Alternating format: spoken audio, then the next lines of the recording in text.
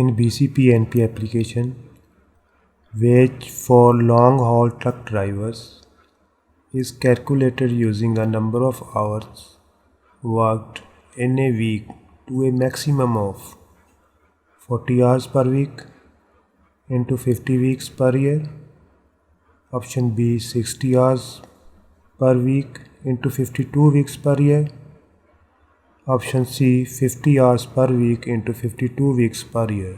The correct answer is B, 60 hours per week into 52 weeks per year for long haul truck drivers.